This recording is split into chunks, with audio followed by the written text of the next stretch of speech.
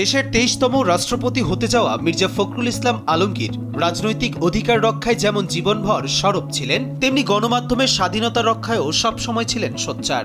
যাত্রার শুরু থেকেই কালবেলার বস্তুনিষ্ঠ ও অনুসন্ধানী সাংবাদিকতার প্রশংসা করতেন তিনি। ২০২৩ সালের ১৬ অক্টোবর প্রথম প্রতিষ্ঠাবার্ষিকীতে এসে গণতন্ত্র প্রতিষ্ঠায় কালবেলাকে ঘিরে আসার কথাও শুনিয়েছিলেন সজ্জনেই রাজনীতিবিদ।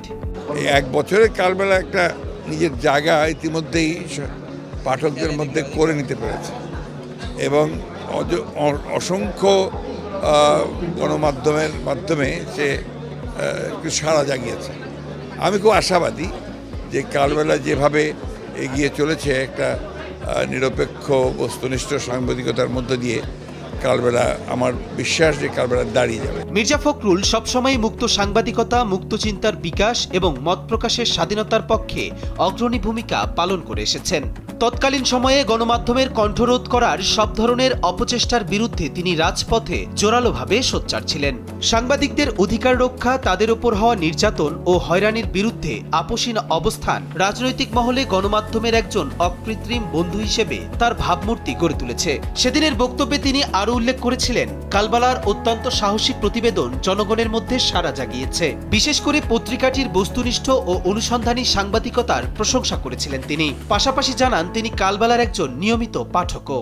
জনগণের কাছে, পাঠকের কাছে তার নিজস্ব একটা জায়গা করে নিয়েছে বলে মনে হয়। আমি কালবেলার নিয়মিত পাঠক। বিশেষ করে তার কতগুলো সাহসী প্রতিবেদন যা আমাদের দেশে নিঃসন্দেহে জনগণের মধ্যে সাড়া জাগিয়েছে। স্যান্ডেলিনা সো, রূপচর্চায় আভিজাত্য। শত প্রতিকূলতা ও চাপের মুখেও কালবেলা তার অনুসন্ধানী চরিত্র ধরে রেখেছে এবং সাধারণ মানুষের আস্থার প্রতীক হতে পেরেছে, এমন আশাবাদও ব্যক্ত করেছিলেন তিনি।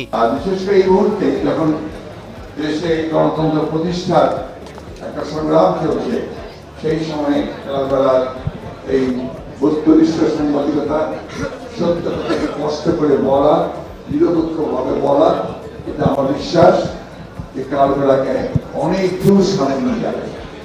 আমি বিশ্বাস করি যে কালবেলা যদি এই সঠিকভাবে সত্যের পথে, ন্যায়ের পথে চলতে পারে, তো অবশ্যই কালবেলা, যেটা আমাদের প্রত্যাশা, আজকে এবং ভবিষ্যৎ প্রজন্মের কাছে জায়গা করে দেবে।